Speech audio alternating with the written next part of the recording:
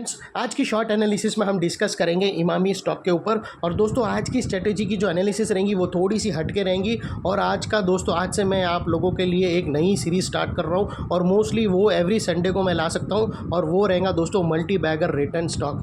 और दोस्तों मैंने कुछ स्टॉक ऑलरेडी प्रीवियसली आप लोगों से शेयर भी किया हूँ ये स्ट्रेटेजी के थ्रू। और उसका जो मैंने खास डालने का मकसद भी वही था कि एक रिस्पॉन्स चाहता था और अच्छा खासा रिस्पॉन्स मुझे आया है, तो मैं चाहता हूँ कि वो कंटिन्यू करूँ और मेरा जो एक्सपेक्टेशन था उससे अच्छा आया। और सेकेंडली दोस्तों मैं दोस्तों अभी तक जो आप लोगों को एनालिसिस देता था वो डेली टाइम फ्रेम में देता था और वो मोमेंटम वाली रहती थी। धड़ाधड़ स्टॉक भागते थे, स्टॉप लॉस हिट होता है, टारगेट आता है और मोस्टली टारगेट ज़्यादा आने वाले, यानी रिस्क टू रिवॉर्ड रेशियो अगर देखो 70-80% रहते हैं, 20-30% स्टॉप लॉस हिट होते हैं। यानी 10 में से अगर आप देखो तो 2-3 रॉन्ग जाएंगे, 7 से 8 आप टारगेट हिट होंगे। वैसे वाले मोमेंटम वाले स्टॉक आप लोगों के लिए लाता था। लेकिन दोस्तों यहाँ से एवरी संडे को, ये सिर्फ संडे को ही ला सकता हूँ क्योंकि हम लोगों को फ्राइडे की क्लोजिंग इसमें बहुत इंपॉर्टेंट होती है। तो वो सब देखकर अगर आप देखो तो एटलीस्ट संडे को मैं 1-2 स्टॉक आप लोगों के लिए ज़रूर लेकर आऊँगा। और मैंने प्रीवियसली कुछ ऐसे स्टॉक भी डाले थे, जैसे कि अगर आप देखो तो MTNL थे, फिर मैंने आप लोगों को डाला था बजाज हिंद, फिर आप लोगों को मैंने टाटा स्टील भी रिकमेंड किया था, आलोक इंडस्ट्री भी बहुत पहले रिकमेंड किया था। तो वो सारे स्टॉक एक दोस्तों multi bagger return higher time frame के ब्रेकआउट्स थे। अगर आप दोस्तों देखो ना, डबल धमाका जो स्ट्रेटेजी होती है ना वो कुछ इसी के प्रकार की होती है, वो हायर टाइम फ्रेम में ब्रेकआउट मिलता है। तो वो लिहाज से अगर आप देखो तो डबल धमाका भी एक मल्टी बैगर रिटर्न सीरीज़ वाली जैसा ही अपडेशन है, तो उसमें भी मेरे को बहुत अच्छा रिस्पांस मिला है। और दोस्तों यहाँ पर जो पैटर्न ब्रेकआउट्स होती है वो कोई छोटी मोटी पैटर्न ब्रेकआउट नहीं होती, वो सालों साल का ब्रेकआउट होता है और उसके अंदर दोस्तों रिटर्न बहुत बड़ा होता है। और जैसे अगर आप देखो ना तो 40-50-70% रिटर्न रहता है, 100% भी रिटर्न रहता है। और दोस्तों रिटर्न बड़ा रहेगा तो स्टॉप लॉस भी आपका 2% का नहीं रहेगा। यहाँ पर स्टॉप लॉस भी आपका एटलीस्ट 5-10-20%, अगर 100% रिटर्न है तो 20% स्टॉप लॉस है। तो वो लिहाज से अपने एडवाइज़र को पूछकर पोजीशन संभाल कर लेना। और दोस्तों एक चीज़ आप लोगों को हकीकत में बता दूं, आप जितने भी लोगों ने इंडिया के अंदर या इंडिया के बाहर जितने भी लोगों ने जो नोट छापी है ना, मोस्टली इंडिया के अंदर जितने भी जो बड़ी बड़ी तोप बैठी है, जिसका मैंने बहुत अनगिनत लोगों का नाम है, जैसे एग्जांपल आप लोगों को बता दूं कि जैसे राकेश झुनझुनवाला थे, उनके जो सारे ग्रुप्स वाले थे, जितने भी लोगों ने नोट बनाई दोस्तों, आप कोई भी ऐसा नहीं सुनोगे कि उन लोगों ने फ्यूचर ऑप्शन में ऑप्शन बाय खेल के पुट को सेल करके सब लोग ने कैश मार्केट में ही नोट बनाकर होल्डिंग रखकर ऐसी स्ट्रेटेजी पर, मल्टी बैगर स्ट्रेटेजी रिटर्न्स पर ही उन लोग ने दोस्तों पैसा कमाया। तो दोस्तों ये चीज़ को भी, मल्टी बैगर रिटर्न्स को भी ट्रेडिंग के साथ ये इन्वेस्टिंग जैसी चीज़ को भी हल्के में नहीं लेना चाहिए। और कुछ ऐसे ऑडियंस होते, कुछ ऐसे लोग होते जो सिर्फ हायर टाइम फ्रेम पे काम करते हैं बड़ा पैसा डालकर और लोग बैठते हैं। तो मैं वो ऑडियंस को भी टारगेट करना चाहता हूँ। मैं चाहता हूँ कि साथ में जो ट्रेडिंग्स आप लोगों को डेली टाइम फ्रेम में देता हूँ वो तो ज़बरदस्त हिट हुई है, लेकिन साथों साथ दोस्तों इन्वेस्टिंग पर्पज़ के लोगों को भी मैं अपने तरफ शिफ्ट करना चाहता हूँ। तो उन लोग के लिए भी खास ये सीरीज़ लाया हूँ। और आप लोग भी उसमें से जो डेली वाले ट्रेडिंग वाले हैं उन लोग भी इसमें से ज़रूर फ़ायदा उठा सकते हैं। और दोस्तों याद रखना, इसके रिटर्न बड़े हैं, इसका जो टारगेट बड़े रहते हैं, इसका स्टॉप लॉस भी बड़ा रहेगा और इसका होल्डिंग पीरियड भी बड़ा रहेगा। जनरली दोस्तों डेली टाइम फ्रेम में आप लोगों को अगर आप देखो तो 15-20 दिन में या 1.5 महीने में, मैक्सिमम 2 महीने तक टारगेट आ जाता था। लेकिन दोस्तों इसमें टारगेट आने में टाइम लगता है, इसके टारगेट्स 8 महीने से 1 साल भी लगता है। और कभी कभी दोस्तों 2 महीने में भी आ जाते हैं, 15 दिन में भी आ जाते हैं। लेकिन मैक्सिमम टाइम पीरियड जो 2 महीने का, 1-1.5 महीने से 2 महीने का डेली टाइम फ्रेम में रहता था, उसी तरह यहाँ से 8 महीने से 1 साल भी एक्सटेंड हो सकता है। लेकिन इसमें भी दोस्तों proper risk to reward ratio के साथ और स्टॉप लॉस के साथ। और इसमें भी एक बहुत बड़ा भयानक चीज़ है स्टॉप लॉस, जैसी मैं आप लोगों से आगे शेयर करूंगा, जो आप लोगों को बहुत ही एक्यूरेट करेंगी और स्टॉप लॉस डालने में आप लोगों को मदद करेंगी कि स्टॉप लॉस की इंपॉर्टेंस क्या है वो समझने में मदद करेंगी। तो दोस्तों सीधा मैं जाता हूँ ये चार्ट के एनालिसिस के ऊपर। और दोस्तों अगर आप देखो, इमामी ऑलरेडी मैंने 1 महीने पहले आप लोगों को डिस्कस किया था। मतलब दोस्तों अगर आप देखो तो डबल धमाका जो स्ट्रेटेजी होती है वो कहीं ना कहीं दोस्तों मल्टी बैगर सीरीज़ जैसी ही स्ट्रेटेजी है, वो उसके अंदर भी परसेंटेज बहुत हाई आते हैं। तो वो अगर आप देखो ना तो मैं मतलब ये जो डबल धमाका है उसको भी मैं मल्टी बैगर सीरीज़ लेकर ही चलूँगा आगे जाके। और दोस्तों यहाँ पर आप लोगों को बता दूँ ये स्टॉक के ऊपर, तो इसके ऊपर भी दोस्तों 1 महीने पहले मैंने वीडियो डाला था अपनी चैनल पर, जहाँ पर इसके टारगेट्स ऑलरेडी हिट हो चुके हैं। लेकिन अब भी जो ब्रेकआउट्स आए दोस्तों वो हायर टाइम फ्रेम में, वीकली टाइम फ्रेम में आए। और दोस्तों यहाँ पर जो आज का जो ब्रेकआउट हुआ है ना दोस्तों, 9 साल का पैटर्न बना है। हमने डेली टाइम फ्रेम में देखा स्टॉक अप साइड में चल रहा था, उसने मतलब हायर हाइज बनाया, स्टॉक अप ट्रेंड में था, लेकिन वो डेली टाइम फ्रेम के व्यू पे।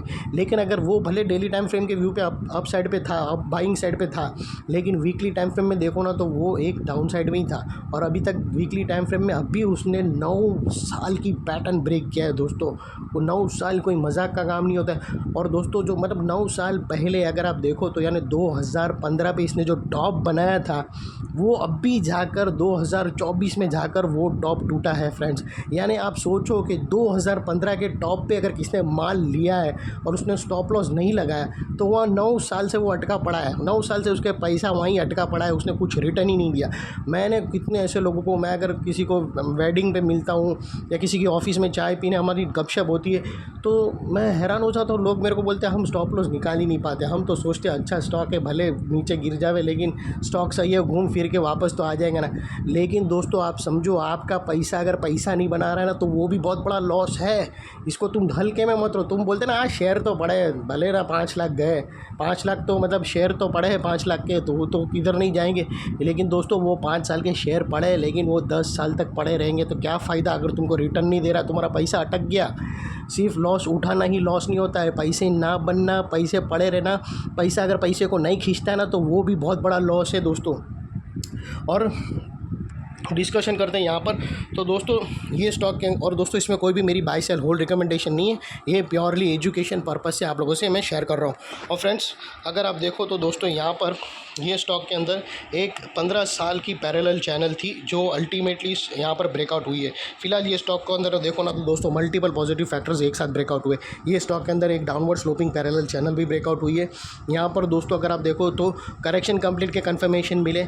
यहाँ पर दोस्तों डाइवर्शन प्राइस, पहले हम डाइवर्शन आरएसआई के थ्रू देखते थे, यहाँ पर वीक वो फ़ायदा नहीं क्योंकि डाइवर्शन जो मोस्टली मोमेंटम के लिए यूज़ होता है और वीकली के लिए वो इतना सपोर्टिव नहीं है। वीकली चार्ट के लिए दोस्तों डाइवर्शन अगर हम देखेंगे तो वो डाइवर्शन रहेगा प्राइस और वॉल्यूम के बीच वाला डाइवर्शन, वो बहुत ही ज़रूरी होता है। उससे ही पता चलता है लोगों ने माल अंदर किया है कि बाहर निकाला है। तो यहाँ पर डाइवर्शन भी हमें मिला है दोस्तों। अगर आप देखो तो यहाँ पर पॉजिटिव डाइवर्शन प्राइस एक्शन और प्राइस वॉल्यूम के बीच में मिला है। और यहाँ पर बहुत बड़ी रिवर्सल चार्ट पैटर्न ब्रेकआउट हुई है 9 साल की, जिसके तहत स्टॉक अपसाइड में 70% रिटर्न देने के लिए रेडी है। लेकिन दोस्तों इसमें कोई भी मेरी बाय सेल होल्ड रिकमेंडेशन नहीं है, ये प्योरली एजुकेशन पर्पस से आप लोगों से शेयर कर रहा हूँ। और फ्रेंड्स आप लोग देख सकते हो कि ये वो डाउनवर्ड स्लोपिंग पैरेलल चैनल थी। जब तक स्टॉक ये डाउनवर्ड स्लोपिंग पैरेलल चैनल में था ये प्राइस वाइज करेक्ट हुआ और दोस्तों 9 साल करेक्शन के अंदर बिता दिए। और मोस्टली इसने प्राइस वाइज करेक्शन किया है और एंड में इसने टाइम वाइज करेक्शन देकर अल्टीमेटली इसने ब्रेकआउट किया है। फिलहाल ये स्टॉक को देखो तो दोस्तों पहला यहाँ पर लोअर लोज इधर हिट हुआ, सेकंड लोअर लोज यहाँ, थर्ड लोअर लोज यहाँ, फोर्थ यहाँ पर। और जैसे ही दोस्तों ये downward sloping parallel channel upside breakout हुई इतने सालों के बाद, अल्टीमेटली इसने सारे हाइस को ब्रेक करके यहाँ पर हाई वॉल्यूम सस्टेन क्लोजिंग देकर कंफर्म कर दिया करेक्शन इज़ कंप्लीटेड। यहाँ पर 2 बड़ी चीज़ एक साथ मिली दोस्तों। पहले तो इसने इतने साल की डाउनवर्ड स्लोपिंग पैरेलल चैनल चल रही थी 8 साल से भी ज़्यादा, वो अल्टीमेटली अपसाइड में ब्रेकआउट हुई और जिसकी वजह से जो वीकली चार्ट में फॉल आ रहा था वो अल्टीमेटली रुक गया। और सेकेंडली दोस्तों इसके अंदर जो लोअर लोज बन रहे थे कंटिन्यू पिछले 9 साल से, वो भी रुक कर दोस्तों उसके अगेंस्ट में पहले ही चमत्कार हुआ। फर्स्ट टाइम इसने हायर हाइज मारा, हायर टाइम फ्रेम में, वीकली के टाइम फ्रेम में। डेली के टाइम फ्रेम में तो बहुत हायर हाइज मारे होंगे, लेकिन यहाँ पर इसने जो झंडा गाड़ा है वो वीकली चार्ट पर। तो दोस्तों वो हायर हाइज लगने से हमें कंफर्म होता है कि यहाँ पर अभी फ़िलहाल करेक्शन कंप्लीट हो चुकी है, सब्र की सांस ले सकते हो और यहाँ से अपसाइड की ट्रेंडिंग मूव के लिए मार्केट रेडी है। और सेकेंडली दोस्तों बात कर लेते हैं डाइवर्शन की। तो यहाँ पर डाइवर्शन दोस्तों प्राइस एक्शन का और वॉल्यूम का रहेगा। तो दोस्तों अगर आप लोगों को बताओ तो यहाँ क्लियर कट डाइवर्शन मिलता है। देखो जैसे ही दोस्तों प्राइस नीचे आ रहा था ना तो आप देखो वही लेवल पर वॉल्यूम भी अगर आप देखो ना प्राइस नीचे आ रहा था और वही एंगल पे अगर आप वॉल्यूम देखो ना तो वो भी नीचे आ रहा था। अगर यहाँ से मैं आप लोगों को और वही जूम आउट करके मैं अगर बता सकता हूँ तो मैं आप लोगों को बता दूँ कि दोस्तों यहाँ पर अगर आप देखो ना वॉल्यूम, तो वॉल्यूम ये जो प्राइस एक्शन यहाँ से ये नीचे आया ना तो वॉल्यूम भी यहाँ से नीचे आया। यानी लोग है ना माल बेचने के लिए रेडी नहीं है, प्राइस गिर रहा है लेकिन वॉल्यूम भी गिर रहा है उसके साथ। मतलब वॉल्यूम अगर प्राइस गिर रहा है और वॉल्यूम बढ़ता है ना तो लोग सेलिंग कर रहे हैं, मतलब माल छोड़ के भाग रहे हैं। लेकिन यहाँ पर दोस्तों प्राइस गिर रहा है लेकिन वॉल्यूम नहीं गिर रहा है, यानी लोगों ने जो माल यहाँ पर जो लोगों ने माल उठा के रखा है ना वो बेचने के लिए रेडी नहीं है। उन लोगों को पता है कि यहाँ से और ऊपर जाने वाला है। और यहाँ पर अगर आप देखो तो यहाँ से जैसे ही वेबसाइट भागा वापस वॉल्यूम भागा, यानी दोस्तों यहाँ पर वापस माल उठाना चालू किया लोगों ने। तो ये volume diversion weekly chart time में देखना बहुत ही ज़रूरी है और इससे ही पता चलता है कि कोई क्या कर रहा है। यहाँ पर ही गेम सब पूरा जो बोलते हैं ना हार्ड चीज़ जो मेन स्ट्रेटेजी यही चीज़ के अंदर फंसी होती है। यहाँ पर ही तुम्हें पता चल जाता है अगर प्राइस गिर रहा है, अगर आपको लोगों को नोटबुक में लिखना हो तो लिख लो, अगर प्राइस गिर रहा है और साथों साथ वॉल्यूम भी गिर रहा है तो वो गिरावट है वो वीक है। और अगर प्राइस बढ़ रहा है और साथ में वॉल्यूम भी बढ़ रहा है तो दोस्तों वो जो अपसाइड जा रहा है यानी लोग माल उठा रहे हैं। और दोस्तों अगर प्राइस बढ़ रहा है और वॉल्यूम भी गिर रहा है तो यानी वो जो चल रहा है अपसाइड में वो फेक अपसाइड है, वो कभी भी गिर सकती है। तो यहाँ पर अगर आप देखो ना तो लोग माल ठोक ठोक के अंदर ले रहे, प्राइस के साथ वॉल्यूम भी बढ़ रहा है। और दोस्तों बात कर लेते हैं चार्ट पैटर्न की।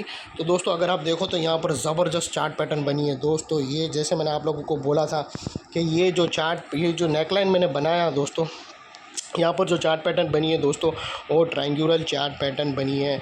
और फ्रेंड्स ये कोई जैसी तैसी ट्रायंगुलर चार्ट पैटर्न नहीं समझना।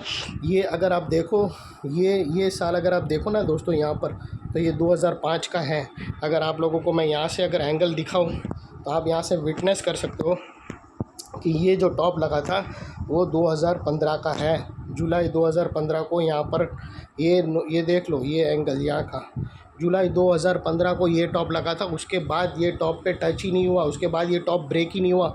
और अल्टीमेटली दोस्तों पिछले 2 हफ्तों से इसने फाइनली 2015 वाला टॉप ब्रेक कर दिया दोस्तों। ये बहुत बड़ा मतलब अनहोनी जैसा काम है जो इतने साल से हुआ नहीं, वो ये इंडस्ट्री के अंदर हुआ। यानी कुछ ज़बरदस्त पकड़ा है इमामी के अंदर, जहाँ पर कुछ बहुत बड़ी चीज़ होने वाली है। और दोस्तों मैं आप लोगों को बहुत कुछ समझा सकता हूँ लेकिन मेरे को जल्दी इतना बता नहीं सकता हूँ, लेकिन उसलिए मैं सीधा जाता हूँ चार्ट पे।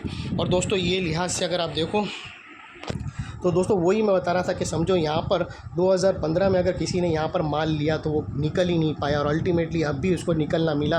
और यहाँ पर अभी और दोस्तों ऐसे लोग भी निकलते जब पैसा उन लोगों का प्राइस आता था तो निकल जाता है, उसके बाद फिर स्टॉक ऊपर भागता है। तो वो अभी फ़िलहाल अभी ब्रेकआउट का आया। तो दोस्तों इतने साल जिसने माल लिया वो अभी तक फंसा पड़ा रहा है अगर उसने स्टॉप लॉस नहीं निकाला। तो वो लिहाज से दोस्तों हमेशा आप लोगों को बोलता हूँ कि अगर आपने स्टॉप लॉस नहीं निकाला और वो हायर टाइम फ्रेम के करेक्शन के अंदर घुस गया तो तुम फिर लेकर ही बैठना हुआ 10 साल 5 साल तक, जब तक उसकी साइकिल कंप्लीट नहीं हो जाए करेक्शन की। ये 9 साल की साइकिल कंप्लीट हुई और 9 साल तक जिसने भी अगर वो टॉप पे लिया उसका पैसा बना ही नहीं है। और यहाँ पर दोस्तों अभी भी दोस्तों यहाँ पर अभी भी ऐसा हो सकता है कि हमने एंट्री ली और वापस स्टॉक गिर जाए तो फिर भी स्टॉप लॉस पे निकल कर खेल ख़त्म करने का। इसीलिए बोलते कि लेने से पहले रिस्क अपना कैलकुलेट करके ही पोजीशन लो।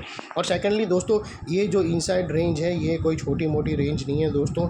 ये जो ट्रायंगुलर की रेंज है वो 70% की है और वेरी ऑब्वियसली है, इसमें कोई अचरज होने की बात नहीं है क्योंकि 9 साल से भागा नहीं है तो 9 साल का भड़ास वो एक साथ निकालेगा। 70% अपसाइड की 70% यहाँ से अपसाइड में देगा। और वो लिहाज से स्टॉक का अभी नेक्स्ट टारगेट तुम देखो ना तो जल्दी ही तुमको ये स्टॉक 1 साल के अंदर डबल होता मिलेगा, यानी 70% रिटर्न होता मिलेगा। और वो तकरीबन 1250 के आसपास आता है दोस्तों।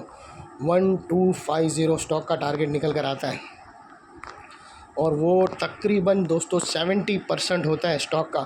और दोस्तों यहाँ पर अगर स्टॉप लॉस रखना हो तो आप लोग ATR की हेल्प लेकर स्टॉप लॉस रख सकते हो फर्स्ट। सेकेंडली दोस्तों ब्रेकआउट कैंडल के लो के नीचे क्लोजिंग बेसिस पे अगर आपको रखना हो तो वो भी रख सकते हो एडवाइज़र को पूछ पर। और दोस्तों यहाँ पर अगर आप लोअर स्विंग रखो तो वो भी वेल एंड गुड है ज़्यादा, लेकिन अपने एडवाइज़र को पूछ कर दोस्तों ये वो लिहाज से अगर आप यहाँ पर भी अपने एडवाइज़र को पूछकर यहाँ दोस्तों एक्चुअली मैं आप लोगों को ऐसा है कि स्टॉप लॉस के ऊपर परफेक्टली बता नहीं सकता हूँ क्योंकि अगर वो बताऊंगा तो भी तो एक से आप हिसाब से वो इलीगल हो जाएगा क्योंकि हम सेबी रजिस्टर्ड है नहीं। लेकिन अपने एडवाइज़र को पूछकर ATR की हेल्प लेकर इसको रख सकते हो। और सेकेंडली दोस्तों यहाँ पर अगर ये जो नेकलाइन है ये बहुत ही इंपॉर्टेंट एरिया है। ये नेकलाइन ये बहुत ही इंपॉर्टेंट सपोर्ट एरिया है और ये इंपॉर्टेंट सपोर्ट एरिया आगे जाके शिफ्ट होते रहता है। जैसे ही दोस्तों लोअर स्विंग अपसाइड में मूव होते रहेंगे हायर टाइम फ्रेम के, वैसे ही दोस्तों ये इंपॉर्टेंट सपोर्ट एरिया भी मूव होता रहेगा। तो वो लिहाज से तुम्हें भी अपना स्टॉप लॉस ट्रेल करते रहना चाहिए। और दोस्तों यहाँ पर अगर आप देखो तो यही एरिया पे हमने देखा एक बहुत बड़ी downward sloping parallel channel upside में ब्रेकआउट हुई। यहाँ पर दोस्तों वीकली टाइम फ्रेम के हमने लोअर लोज हायर हाइज में शिफ्ट होते हुए मिले।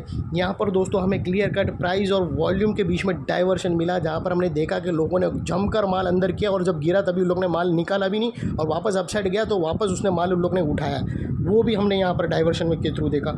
और दोस्तों साथों साथ अगर आप देखो तो 9 साल की पैटर्न ब्रेकआउट होते हुए मिली। दोस्तों जो बच्चा फर्स्ट स्टैंडर्ड में जाता है वो एसएससी तक पहुँच जाता है 9 साल में, कितना कुछ चेंजेस आ जाता है, तो वो 9 साल की पैटर्न ब्रेकआउट हुई। तो दोस्तों जो एरिया अभी तक एक स्ट्रॉन्ग रेजिस्टेंस था हायर टाइम फ्रेम में, वो अल्टीमेटली स्ट्रॉन्ग सपोर्ट बनकर खड़ा है। और जैसे ही दोस्तों स्टॉक अपसाइड में जाएगा और इनकेस अगर वो वापस ये एरिया के पास आया तो एक स्ट्रॉन्ग सपोर्ट का काम करेगा और स्टॉक को अपसाइड में पुश करेगा या कंसोलिडेशन में पुश करेगा। और जैसे ही स्टॉक आगे जाएगा एक हायर लोअर स्विंग अपसाइड में बना शिफ्ट होते रहेंगी, ये सपोर्ट एरिया भी अपसाइड में शिफ्ट होता रहेगा और वो लिहाज से इसके नीचे ही तुम्हें स्टॉप लॉस शिफ्ट होते जाना है और वैसे ही ट्रेलिंग में स्टॉप लॉस रखते रखते तुम्हें टारगेट तक रीच होना है। और दोस्तों एक एरिया ऐसा आएगा जहाँ पर दोस्तों ये स्ट्रॉन्ग सपोर्ट भी ध्वस्त होगा, साथों साथ नेगेटिव डाइवर्शन भी वहाँ पर बनेंगे और नेगेटिव चार्ट पैटर्न भी बनेगा और मल्टीपल नेगेटिव फैक्टर्स एक साथ ब्रेकआउट होंगे। वो लेवल पर तुम्हें अपना स्टॉप टारगेट लेकर निकल जाना चाहिए। कभी कभी टारगेट के ऊपर भी जब स्टॉक निकलता है तब वो ये स्ट्रेटेजी फॉलो होनी चाहिए। और अल्टीमेटली दोस्तों इसका टारगेट 1250 जो तकरीबन 70% है। ये थी हमारी एनालिसिस। अच्छी लगे तो प्लीज़ मेरी चैनल को लाइक शेयर सब्सक्राइब करना और अपने फैमिली फ्रेंड्स रिलेटिव को ज़रूर शेयर करना। Thank you.